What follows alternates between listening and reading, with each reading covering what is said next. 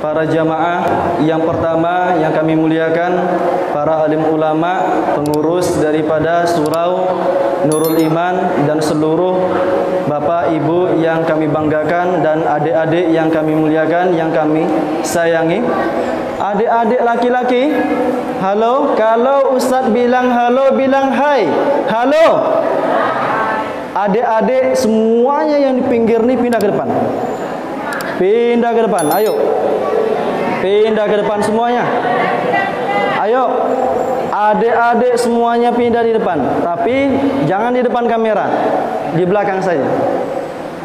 Ayo maju. Adik-adik semuanya. Yang laki-laki adik-adik maju semuanya.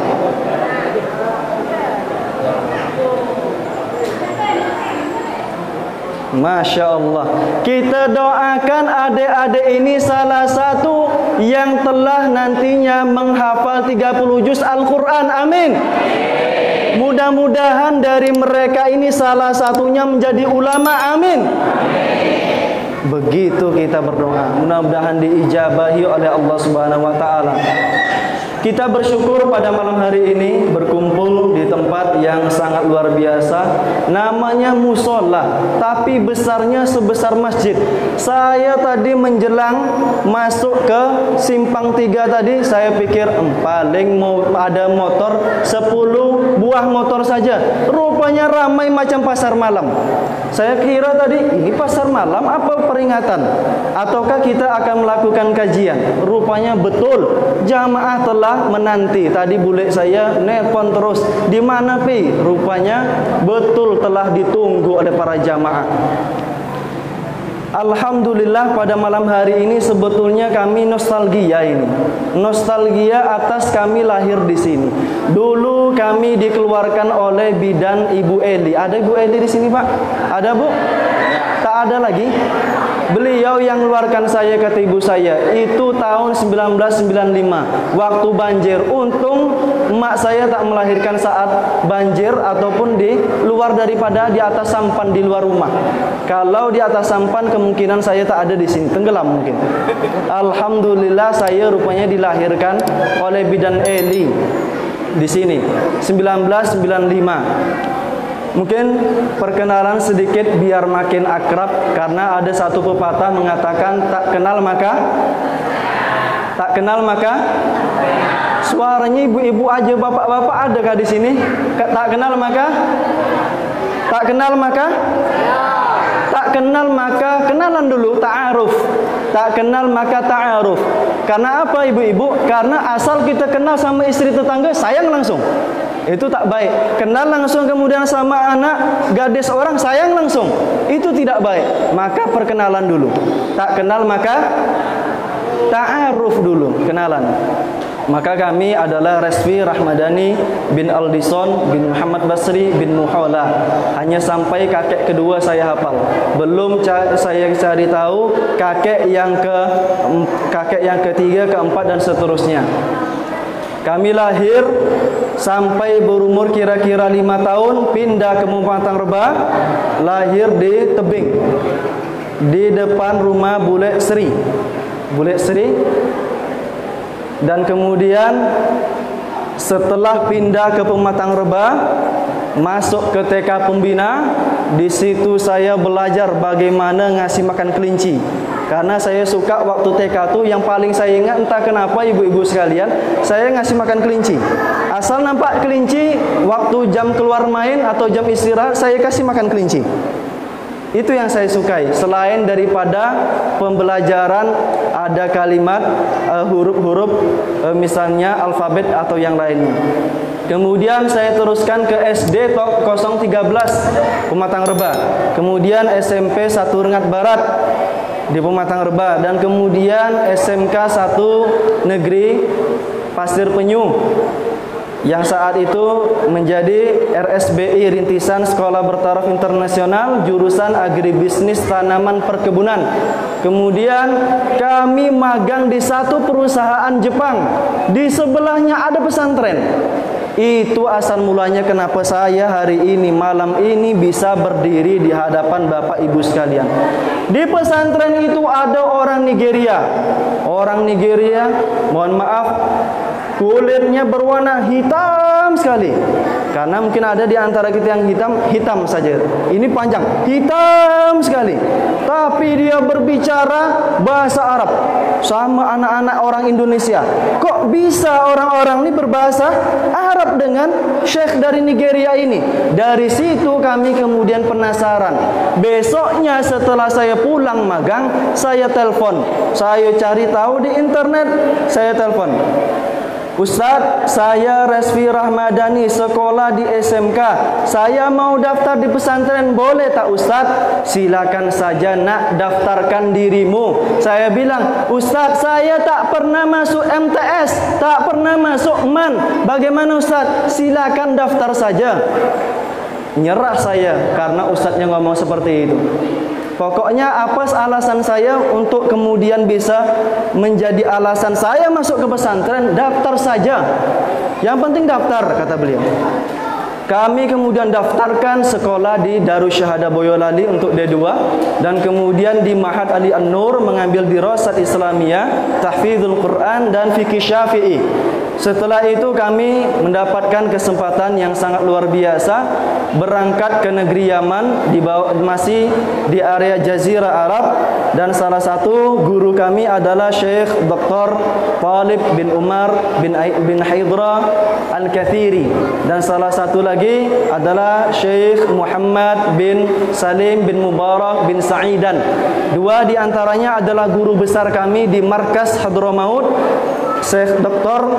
Talib adalah seorang ketua Robito Ahlul Hadis dan kami banyak berguru dengan beliau, dan kemudian dengan mudir atau direktur dari pondok Syekh Muhammad bin Salim bin Mubarak bin Sa'idan, dan di antaranya kami berguru untuk fikih Syafi'i yang saat ini saya sebarkan di daerah Pematang Reba tentang fikih Syafi'i. Kita mengaku sebagai orang yang paham dengan fikih Syafi'i, maka pada saat ini setelah kami pulang berazam untuk menjelaskan fikih Syafi'i yang sesungguhnya kepada masyarakat. Bagaimana guru kami dalam fikih Syafi'i adalah Syekh Abdullah Bahumed dan Syekh Akram Osban, salah satu mufti di Tarim Hadramaut. Ini perkenalan singkat, dan dari itu sedikit pengalaman dakwah kami di Papua Nugini, di Banten, dan di Jawa Tengah ketika belum sampai pulang di daerah Indragiri Hulu. Nah ini mungkin kalau ayah bunda sekalian melihat wajah saya sekali lagi terdampar di pinggir misalnya di jalan tebing atau di jalan ini hujan, boleh mungkin ayah bunda memanggil saya untuk singgah sebentar di rumahnya. Boleh mungkin ayah? Boleh bunda? Boleh, alhamdulillah.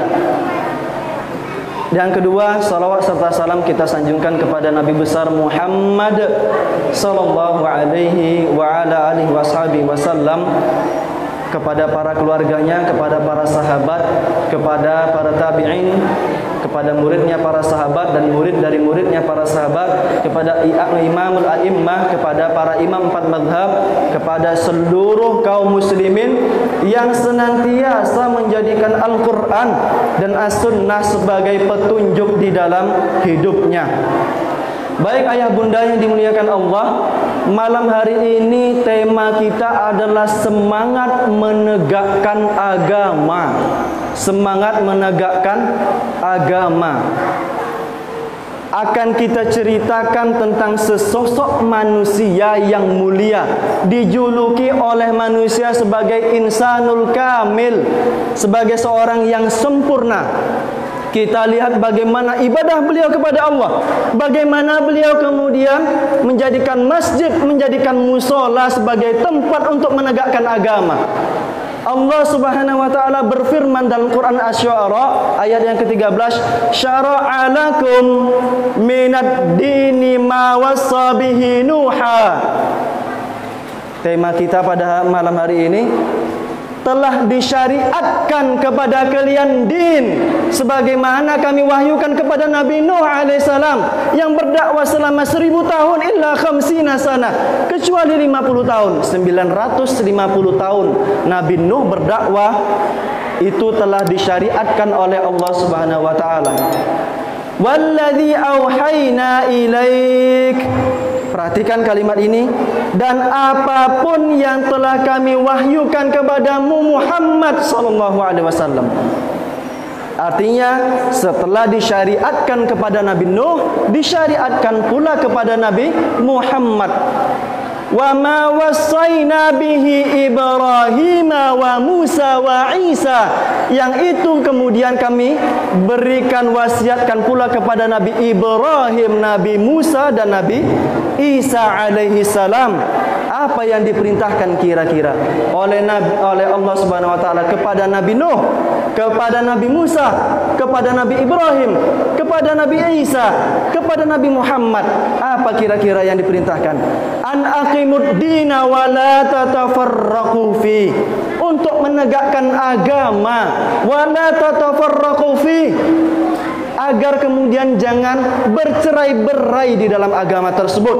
Sekarang orang yang kemudian mengaku sebagai Nahdlatul Ulama, kalau dia betul-betul Nahdlatul Ulama, pasti dia Muhammadiyah. Kalau betul-betul dia Muhammadiyah, pasti dia Nahdlatul Ulama. Kalau dia Al-Irsyad, pasti dia betul-betul Persis dan yang lain sebagainya daripada pergerakan ormas Islam yang ada di Indonesia. Untuk menegakkan agama, Nabi Muhammad sallallahu alaihi wasallam ketika telah diwahyukan oleh Allah Subhanahu wa taala, dibawa datang 3 malaikat. Datang 3 malaikat. Kemudian di tengah di antaranya adalah malaikat Jibril.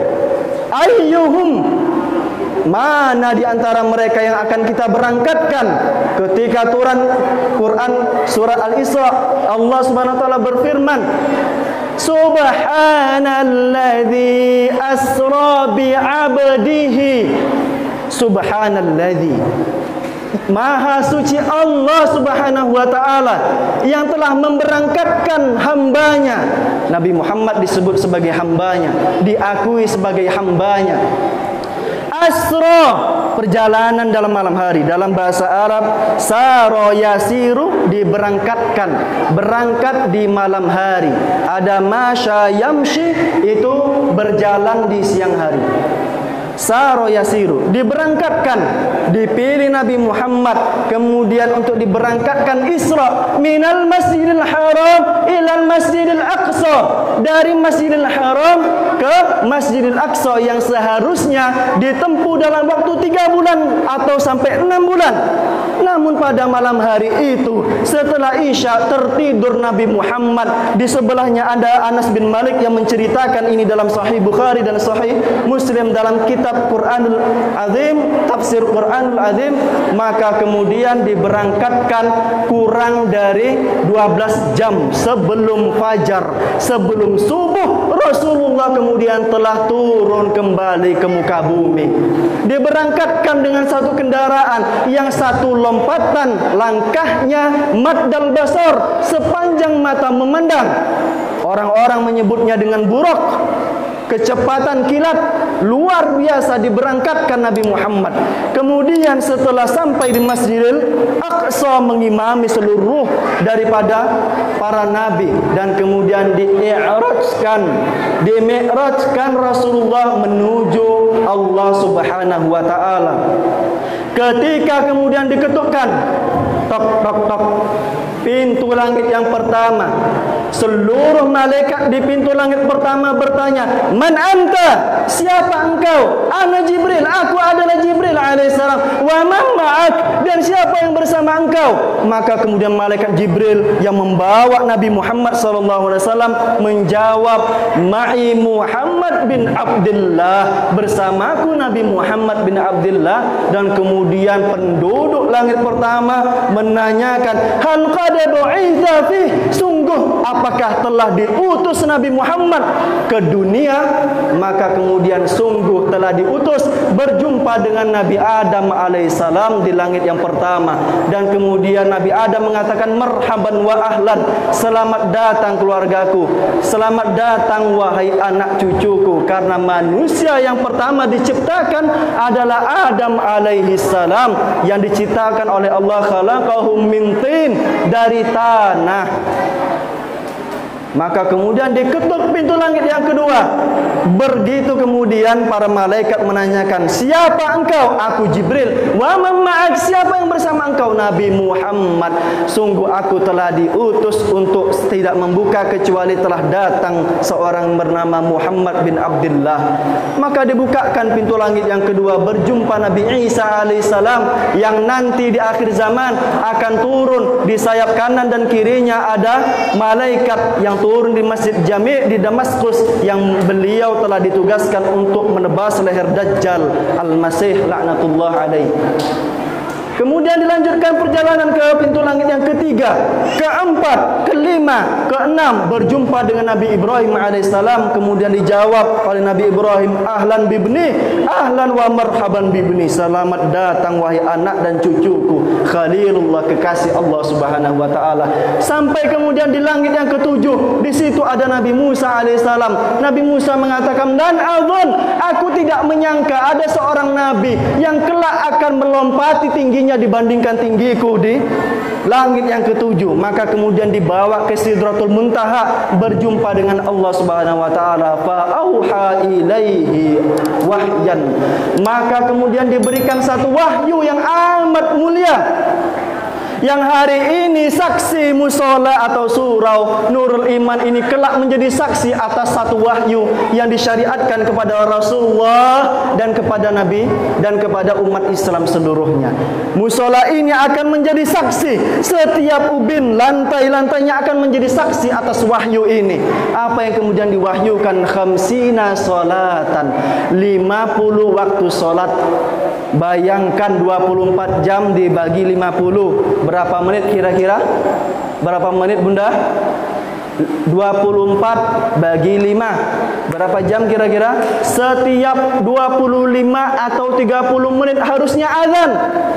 Baru makan kita azan, baru kemudian buang air besar, mohon maaf, baru buang air besar, baru 1 menit, biasanya agak lama, azan, Allahu Akbar, Allahu Akbar, sudah azan. Namun kemudian ketika turun Nabi Musa alaihissalam tahu umat Muhammad kecil-kecil, ya Muhammad ma'ahida indak wa ila ummatik, apa yang kemudian diwahyukan kepadamu Muhammad, dan apa yang diwahyukan kepada umatmu wahai Muhammad? Auha ilayya Rabbuna, telah kemudian mewahyukan kepada kita umat Islam dan kepadaku Rabb kita, salatan khamsina, salatan 50 waktu. Dan kemudian di dalam Sahih Bukhari dan Muslim itu disebutkan, ummatak, sesungguhnya inna ummatak lam tastati ya Muhammad, sungguh umatmu tidak akan mungkin mampu dia Muhammad. Fa innahum du'afa, mereka lemah, ajsadahum, tubuh mereka kecil. Kami dulu ketika di Yaman Selatan, kalau sudah dibandingkan dengan orang Arab, teman kami ada satu namanya Anwar. Anwar ini orang Ethiopia, Habasya, orang Ethiopia. Biasanya bule-bule atau ibu saya pernah mengatakan, makan anak jangan sampai macam orang Ethiopia. Apa kemudian disebut orang Ethiopia? Semenjak saya datang ke Yaman Selatan, teman sekelas saya ternyata ada orang Ethiopia. Ternyata betul, orang Ethiopia itu Pak, macam tiang dia, tinggi aja dia, tapi kurus tak berdaging, orangnya hitam. Jumpa dengan orang Ethiopia, orangnya tinggi, walaupun kurus tapi tinggi. Berjumpa dengan orang Yaman, berjumpa dengan orang Sudan, berjumpa dengan orang Saudi, berjumpa dengan orang Mesir, orangnya semuanya besar-besar. Maka kemudian dikatakan umatmu kecil wahai Muhammad. Absarahum, pandangan mereka lemah, telinga mereka lemah. Satu yang kemudian tidak saya singgung, yang akan saya sampaikan. Hidung mereka pendek gitu, tapi tak disebutkan oleh Nabi Musa. Karena orang-orang Arab, orang-orang Eropa, orang Amerika rata-rata hidungnya bukan panjang, tadi ada ibu yang bilang panjang, mancung. Hidungnya mancung. Kalau kita tidak mancung, agar tidak disebut menyinggung bapak-bapak, mungkin saya bilang tidak mancung gitu ya. Bahasa kerennya pesek gitu. Kecil-kecil Muhammad tak mampu dia melakukan 50 solat. Falyukhaffif anka wa an ummatik, maka minta keringanan kepada Allah untuk umatmu dan untuk engkau wahai Muhammad. Maka kemudian sampai dikurangi menjadi 45, sampai 40, sampai 30, 20, sampai 10, sampai 5. Kemudian Nabi Musa masih menanyakan, Muhammad tidak mampu 5 waktu ini, tidak mampu. Bani Israel orangnya sedepah, kamu sehasta, kecil. Orang-orang, apalagi orang Asia, kita orang Indonesia kecil, tak mampu 5 waktu ini. Naik minta kemudian keringanan kepada Allah. Ketika Nabi Muhammad sampai ke Rabbul Izzah, Rabb yang memiliki maha agung atas keagungannya, maka kemudian memintakan keringanan. Labbaik wa sa'dait, kebahagiaanmu kami sambut wahai Muhammad, silakan apa yang kau minta. Aku, umatku adalah orang-orang yang kecil wahai Allah, du'afa, mereka lemah jasadnya. Kemudian Allah mengatakan, Allah berfirman, fa inna hasanatan bi asyri amthaliha, satu kebaikan wahai Muhammad dilipat gandakan 10 kali lipat. 10 kali lipat. Ada iklan sedikit. 10 kali lipat, dilipat gandakan. Artinya 5 waktu ini setiap mereka bapak-bapak, ibu-ibu yang kelak terus meramaikan surau Nurul Iman ini, 5 waktu ini Allah tetapkan daripada pahalanya 50 kali lipat, sama dengan melaksanakan 50 waktu salat. Belum kemudian dia berjamaah, ada yang azan, ada yang iqamah, ada yang imam, ada yang makmum. Jangan sampai kemudian Pak D sebagai pengurus masjid, beliau yang azan, beliau yang iqamah, beliau yang makmum, beliau yang azan. Itu namanya kerja borongan. Kalau ada kerja borongan membuat kamar ini itu semua dia yang kerja, mungkin itu kerjanya tidak per hari, namun kerja borongan dalam ibadah ini namanya. Azan dia, yang qomat dia. Jangan sampai surau Nurul Iman ini seperti itu. Pesannya apa? Solat, dan solat adalah tiang agama. Ini tiang, itu tiang, itu tiang, itu tiang pondasi. Yang di belakang adik ini siapa namanya, Dek? Adik, halo? Siapa namanya? Pepen. Adik Pepen sekarang sedang bersandar di tiang ya. Ada ibu bunda di sini? Tak ada bunda. Ayah ada di sini? Ibu ada di sini? Bapak? Mama tak ada? Masya Allah, datang sendiri yang ternyata anak ini. Coba adik sini. Adik berdiri. Siapa namanya? Epet. Siapa? Epet. Ada bunda di sini? Enggak. Ayah ada di sini? Enggak. Mama ada? Enggak. Di rumah. Bapak ada? Enggak. Kerja. Bapak kerja, mama di rumah? Iya. Masya Allah, datang sendiri tadi?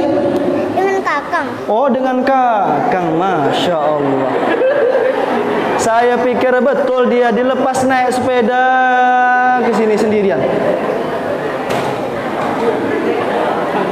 Lanjut. Ini tiang, itu tiang. Kalau ini semuanya dirobohkan, apa yang terjadi? Apa yang terjadi kira-kira? Hancur. Dan begitu agama hancur. Atap ini hancur. Seng-seng di atasnya roboh. Tak berguna kemudian pondasi ini semuanya kalau tidak ada tiang-tiang, tidak berguna dinding-dinding ini semuanya. Begitu agama, mereka yang kemudian merobohkan daripada solat sama dengan dia merobohkan agama Islam. walaupun 1000 kali dia mengatakan asyhadu an la ilaha illallah wa asyhadu anna muhammadar rasulullah, dan dilihat apa KTP bapak statusnya, apa agamanya Islam, walaupun ber-KTP Islam namun dia kemudian meninggalkan sholat di rumah pun tidak, apalagi berjamaah, sama dia dengan merobohkan seluruh agama Islam, sama dengan merobohkan agama Islam. Maka salah satu puncak yang paling hebat di dalam agama Islam adalah menjaga salat. Inna salata tanha 'anil fahsya'i wal munkar. Sesungguhnya salat akan menjagamu dari perbuatan keji dan mungkar. Maka ketika ditanya Al-Ghazali oleh muridnya Imam Ghazali, tahu Bapak Imam Ghazali? Kenal Bapak? Tidak, tak kenal. Tapi tahu? Kawan lama kata Oman gitu ya. Ada yang kenal ibu-ibu sekalian Imam Ghazali? Apa yang dikatakan oleh Imam Ghazali ketika ditanya oleh muridnya? Ditanya oleh muridnya, wahai Imam, bagaimana solat yang khusyuk? Bagaimana solat yang terjaga?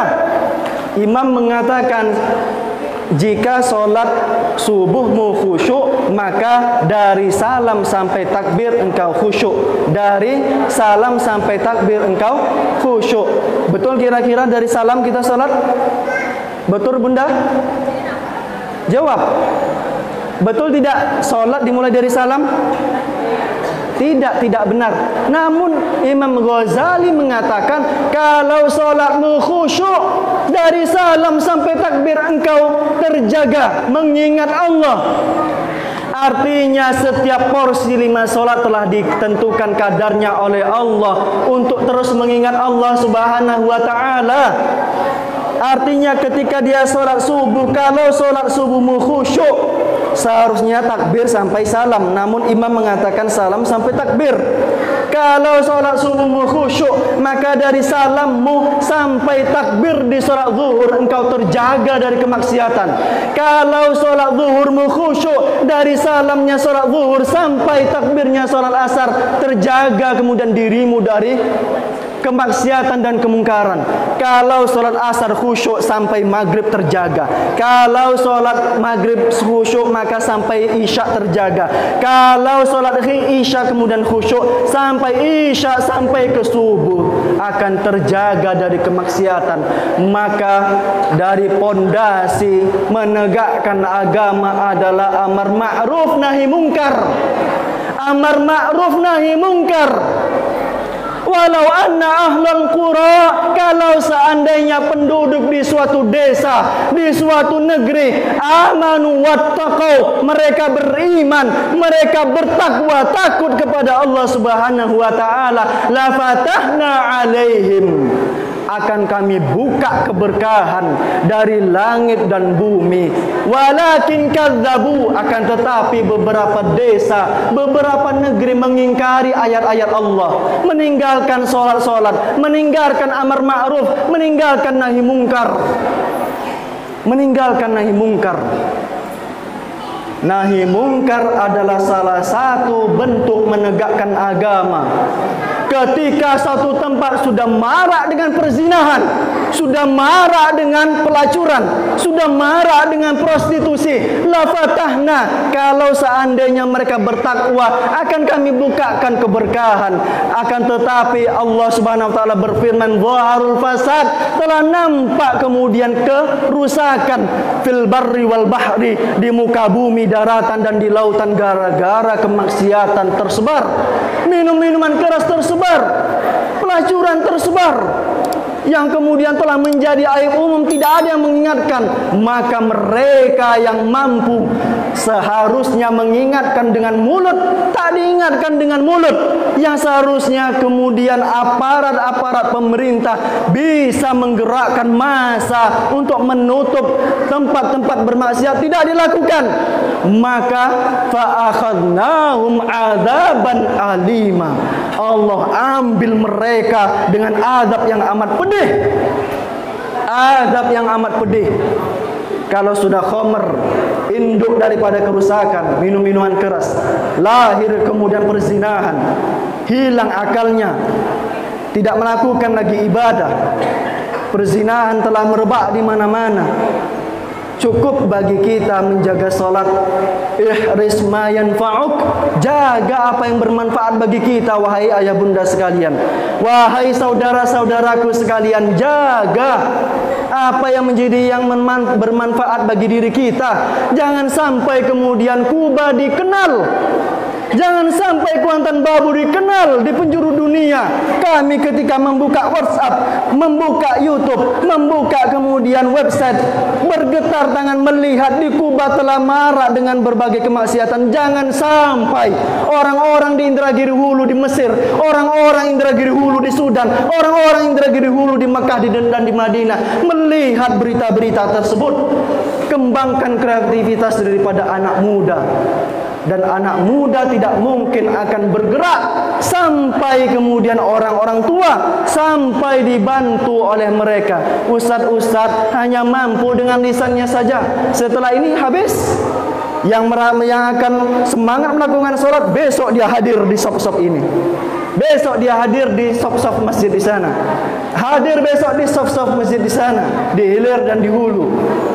Namun kemudian sampai di sini perkataan Ustaz, siapa yang mampu menggerakkan semua ini untuk menegakkan agama, untuk menahi mungkar dan ma'ruf, untuk kemudian amar ma'ruf dan nahi mungkar? Siapa yang mampu? Hanya kita yang mampu menjawab di dalam hati kita. Ketika kemudian perzinahan, perselingkuhan, orang-orang yang kemudian syabik kenyang, laisa minna, bukan dari kami, bukan dari kami. Orang-orang yang punya tetangga ja'i wa huwa syabik yatma'in, dia kenyang, mampu tidur di malam hari itu, namun tetangganya di sebelah kelaparan, namun tetangganya di sebelah tidak mampu minum dengan air bersih. Bukan dari kami, kata Rasulullah SAW. Maka kuatkan ukhuwah dengan menjaga surau dari Nurul Iman ini.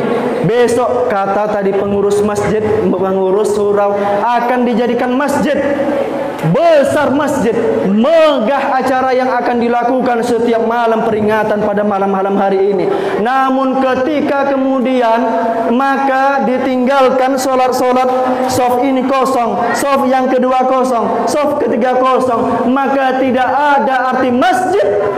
Karena musalla dan masjid hanya diperuntukkan untuk mereka yang melakukan ibadah, hanya diperuntukkan untuk amar ma'ruf dan nahi mungkar.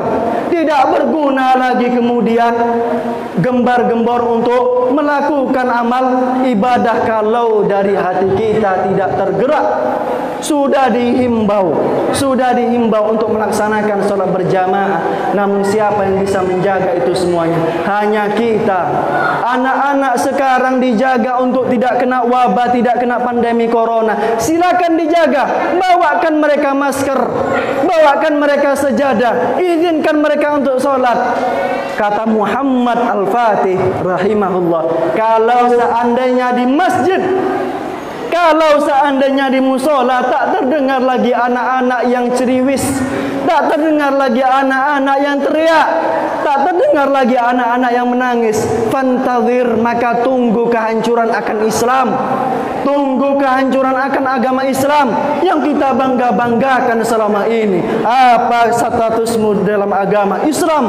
Dibangga-banggakan, namun kemudian kita sendiri yang merobohkan. Maka semangat menegakkan agama berawal dari berjamaah, berawal dari berjamaah. Para bunda sepakat untuk ayah semuanya sholat di masjid? Sepakat? Para bunda sepakat? Ibu-ibu sepakat? Para bunda sudah sepakat. Wahai bapak-bapak sekalian, bapak-bapak sepakat untuk melaksanakan sholat di masjid? Sepakat. Sepakat. Nanti pengurus surau Nurul Iman melihat yang sudah sepakat malam-malam ini, maka dilihat betul tak kemudian melaksanakan sholat.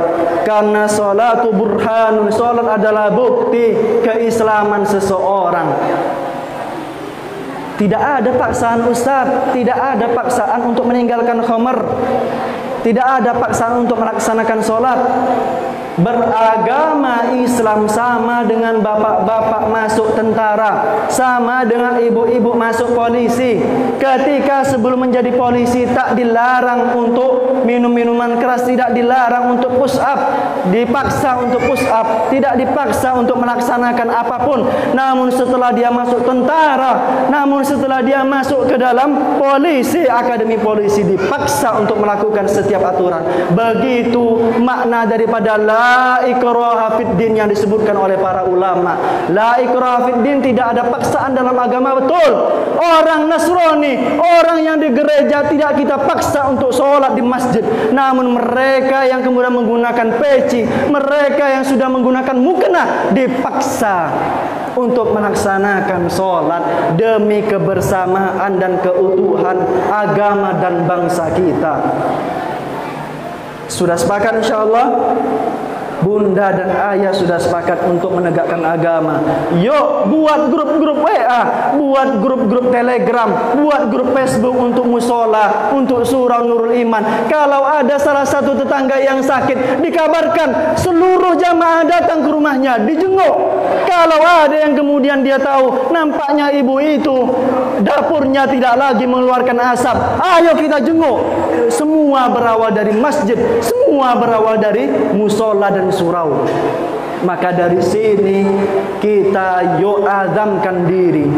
Ingat hadis Rasulullah nomor 14 dalam kitab Bukhari, disebutkan ketika 3 orang sahabat datang kepada Rasulullah, datang kepada Bunda Aisyah radhiyallahu anha, bertanya, "Ya Aisyah radhiyallahu anha, kaifa salatun Nabi?" Bagaimana salatnya Rasulullah? Bagaimana salatnya Rasulullah? Maka yang dijawab oleh Bunda Aisyah, la tas'al, qalat. Beliau berkata, la tas'al, jangan tanya. Min husnihinna wa tulihinna, bagaimana panjangnya dan bagaimana bagus dan indahnya. Setiap kemudian beliau membaca ayat tentang nikmat, beliau memintakan kenikmatan bagi umatnya. Setiap beliau membaca ayat-ayat tentang azab, beliau mendoakan untuk ummati, umatku, umatku. Ketika Abdullah bin Mas'ud mengimami, bermakmum dengan Rasulullah sampai dibaca Al-Baqarah sampai 100 ayat, ternyata lewat. Beliau menyangka saat itu rukuk Al-Baqarah 100 ayat. Sampai selesai 286 ayat belum selesai juga beliau rukuk. Disangka Abdullah bin Mas'ud rukuk, ternyata tidak rukuk. Sampai disambung dengan surat Ali Imran, disangka kemudian rukuk. Selesai 200 ayat, ternyata masih disambung. Sampai selesai An-Nisa 5 juz 4 halaman, maka beliau baru rukuk. Maka kemudian Bunda Aisyah mengatakan, "Ya Rasulullah, alasta ma'muman? Bukankah engkau telah dijamin masuk ke dalam surga? Alasta alam takun ma'sumam? Bukankah engkau telah dijaga dari kemaksiatan?" Maka kemudian Rasulullah hanya mengatakan, "Wahai Aisyah, kakiku bengkak-bengkak, kakiku retak-retak, telapak kakinya telah nampak urat-uratnya. Afala akunu abdan syakura? Tidak bolehkah aku menjadi hamba yang bersyukur? Tidak bolehkah?" Ini Rasulullah menjadi pemimpin kita di yaumil kiamat kelak, melaksanakan sholat dengan sebaik-baik sholat. Mereka yang belum fasih bacaan tajwid dan tahsin, belajar. Harus punya guru. Setiap masjid-masjid harus punya guru. Yang masih terbata-baca membaca Al-Quran, belajar.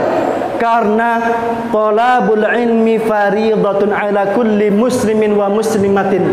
Menuntut ilmu agama adalah wajib bagi muslim dan muslimah walaupun sudah tua.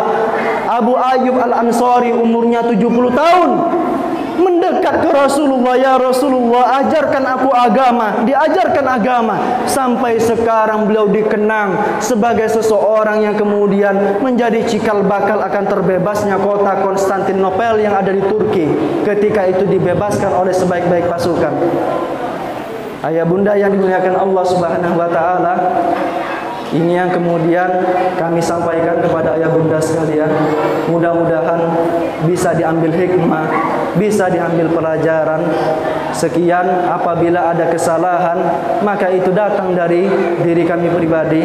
Apabila ada yang tersinggung, maka kami memohon maaf sebesar-besarnya. Dan kemudian kami meminta segala keriduan daripada ayah bunda untuk menerima kami sebagai keluarga nostalgia pada malam hari ini, sebagai warga yang lahir, sebagai manusia yang telah lahir dari Kuantan Babu ini, untuk kemudian sampai di negeri sana. Kita tutup dengan doa kifaratul majlis kajian kita pada malam hari ini. Subhanakallahumma wa bihamdika asyhadu an la ilaha illa anta wastaghfiruka wa atubu ilaik. Allahumma shalli wa sallim ala nabiyyina Muhammad wa ala ali Muhammad. Allahumma ighfir lana wa liwalidina warhamhuma kama rabbawna shighara warhamhuma kama rabbawna shighara. Allahumma la tad'a lana fi maqamina hadha dhanban illa ghafarta wa la hamman illa farajta wa la hajatan min hawaijid dunya wal akhirah illa qadaita wa la waba'an illa rafa'ta wa la waba'an illa rafa'ta wa la waba'an illa rafa'ta. Allahumma rabbana hab lana min azwajina wa dhurriyyatina qurrata a'yun waj'alna lil muttaqina imama waj'alna lil muttaqina imama. Rabbana atina fid dunya hasanah wa fil akhirati hasanah wa qina adzabannar. Walhamdulillahi rabbil alamin. Wa sallallahu ala nabiyyina Muhammad wa ala alihi washabihi wasallam. Wabillahi taufiq wal hidayah. Wassalamu alaikum warahmatullahi wabarakatuh.